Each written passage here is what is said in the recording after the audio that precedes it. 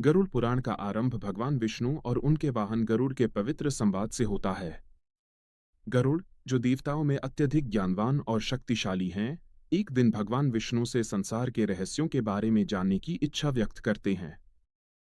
गरुड़ विनम्रता से विष्णु भगवान को प्रणाम करते हुए कहते हैं, प्रभो, यह संसार कैसे चलता है? जीव यहाँ क्यों जन्म लेते हैं? दुख और सुख क्यों पाते हैं? मृत्यु के बाद आत्मा का क्या होता है? कृपया मुझे यह सब विस्तार से बताइए, ताकि मैं संसार को सच का मार्ग बता सकूं। गरुड़ का उद्देश्य था कि जीवों को पापों और मोह से बचाकर मुक्ति का मार्ग दिखाया जा सके। भगवान विष्णु मुस्कुराते हुए गरुड़ से कहते हैं, हे महान पक्षीराज, तुमने बहुत बड़ा और महत्वपूर्ण प्रश्न पूछा है। जो जीव इस ज्ञान को समझ लेता है, वह संसार के भ्रम से मुक्त होकर सही मार्ग पर चलने लगता है। इसलिए मैं तुम्हें वह रहस्य बताता हूं जिसे केवल शास्त्रों में सर्वोच्च स्थान दिया गया है। यहीं से गरुड़ पुराण का ज्ञान अध्याय शुरू होता है। विष्णु भगवान बताते हैं, प्रत्येक जीव अपने कर्मों के अनुसार जन्म लेता है। अच्छे कर्म सुख और बुरे कर्म दुख देते हैं। मनुष्य जन्म सबसे श्रेष्ठ है, क्योंकि केवल मनुष्य ही अपने कर्मों को समझकर जीवन सुधार सकता है। पहले अध्याय में विष्णु भगवान यह भी कहते हैं कि मृत्यु अंत नहीं है, बल्कि एक परिवर्तन है। जैसे कोई मनुष्य पुराने कपड़े त्याग कर नए कपड़े पहनता है, उसी तरह आत्मा शरीर बदलती है। जो मृत्यु से डरता है, वह वास्तव में अज्ञान में है, क्योंकि मृत्यु एक द्वार है, न आगे का अंत और न ही पीछे का। पहले अध्याय के अंत में विष्णु भगवान कहते हैं, हे गरुड़, मैं तुम्हें यह ज्ञान इसलिए दे रहा हूं क्योंकि तुम जीवों का भला करना चाहते हो। जो मनुष्य इस ज्ञान को सुनेगा, पढ़ेगा या समझेगा, उसके जीवन में भय कम होगा और समझ बढ़ेगी। गरुड़ भगवान विष्णु से जीवन मृत्यु का रहस्य पूछते हैं। विष्णु भगवान कर्म, जन्म, मृत्यु और संसार के नियमों की मूल बातें बताते हैं। यह अध्याय आगे आने वाले गहरे ज्ञान की भूमिका तैयार करता है। पहले अध्याय में विष्णु भगवान ने गरुड़ को जन्म मृत्यु का मूल रहस्य बताया था। अब दूसरे अध्याय में गरुड़ और भी गहरे प्रश्न पूछते हैं। भगवान विष्णु जीव के पाप, पुण्य और मृत्यु के बाद प्रारंभिक घटनाओं का विस्तार से वर्णन करते हैं। गरुड़ कहते हैं, प्रभो, आपने बताया कि कर्म फल देता है। कृपया मुझे यह बताइए कि पाप क्या है और पुण्य क्या है। मृत्यु के तुरंत बाद जीव को क्या अनुभव होता है? विष्णु जी कहते हैं, पाप है किसी जीव को कष्ट देना, चोरी, झूठ, हिंसा, लोभ, क्रोध, ईर्ष्या, परिवार, धर्म, माता पिता और गुरु की अवहेलना, धन का दुरुपयोग, कन्या या स्त्री का शोषण, दान न करना। पुण्य है दयालुता, सत्य बोलना, बुराई से दूर रहना, भूखे को भोजन देना, माता पिता का सम्मान, धर्म, सेवा और दान, जीवों की रक्षा करना।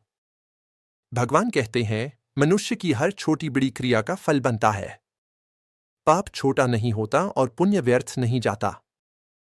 भगवान बताते हैं, जब जीव का समय पूरा हो जाता है, शरीर भारी हो जाता है, सांस धीमी पड़ती है, इंद्रियां कमजोर होने लगती हैं, मन में पिछले कर्मों की छाया आने लगती है और फिर आत्मा शरीर से निकलती है। पहले कुछ देर अपने शरीर को देखती है, उसे समझ नहीं आता कि वह मुक्त हो चुकी है। परिवार का रोना सुनती है, पर छू नहीं सकती।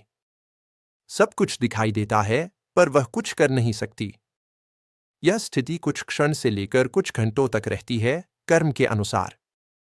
विष्णु जी बताते हैं, अगर व्यक्ति पापी है तो यमदूत कठोर रूप में आते हैं, अगर व्यक्ति पुण्यवान है तो दिव्यदूत सुकोमल रूप में आते हैं। यमदूत जीव को उसके कर्मों के अनुसार पकड़ते या सम्मानपूर्वक ले जाते हैं। भगवान कहते हैं, मृत्यु के बाद जीव जिस पहली जगह पहुंचता है, उसे प्रेतलोक का द्वार कहा जाता है।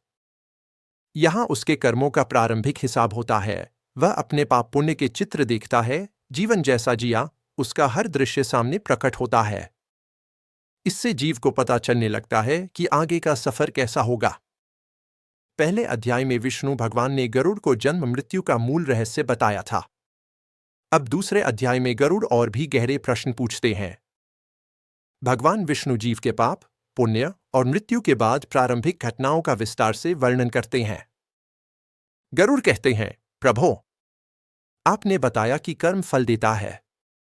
कृपया मुझे यह बताइए कि पाप क्या है और पुण्य क्या है।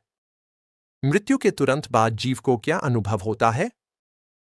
विष्णु जी कहते हैं, पाप है किसी जीव को कष्ट देना, चोरी, झूठ, हिंसा, लोभ, क्रोध, ईर्ष्या, परिवार, धर्म, माता पिता और गुरु की अवहेलना, धन का दुरुपयोग, कन्या या स्त्री का शोषण, दान न करना। पुण्य है दयालुता, सत्य बोलना, बुराई से दूर रहना, भूखे को भोजन देना, माता पिता का सम्मान, धर्म, सेवा और दान, जीवों की रक्षा करना। भगवान कहते हैं, मनुष्य की हर छोटी बड़ी क्रिया का फल बनता है। पाप छोटा नहीं होता और पुण्य व्यर्थ नहीं जाता। भगवान बताते हैं, जब जीव का समय पूरा हो जाता है, शरीर भारी हो जाता है, सांस धीमी पड़ती है, इंद्रियां कमजोर होने लगती हैं, मन में पिछले कर्मों की छाया आने लगती है और फिर आत्मा शरीर से निकलती है। पहले कुछ देर अपने शरीर को देखती है, उसे समझ नहीं आता कि वह मुक्त हो चुकी है। परिवार का रोना सुनती है पर छू नहीं सकती। सब कुछ दिखाई देता है पर वह कुछ कर नहीं सकती। यह स्थिति कुछ क्षण से लेकर कुछ घंटों तक रहती है, कर्म के अनुसार। विष्णु जी बताते हैं, अगर व्यक्ति पापी है तो यमदूत कठोर रूप में आते हैं, अगर व्यक्ति पुण्यवान है तो दिव्यदूत सुकोमल रूप में आते हैं। यमदूत जीव को उसके कर्मों के अनुसार पकड़ते या सम्मानपूर्वक ले जाते हैं। भगवान कहते हैं, मृत्यु के बाद जीव जिस पहली जगह पहुंचता है उसे प्रेतलोक का द्वार कहा जाता है। यहां उसके कर्मों का प्रारंभिक हिसाब होता है। वह अपने पाप पुण्य के चित्र देखता है, जीवन जैसा जिया उसका हर दृश्य सामने प्रकट होता है। इससे जीव को पता चलने लगता है कि आगे का सफर कैसा होगा।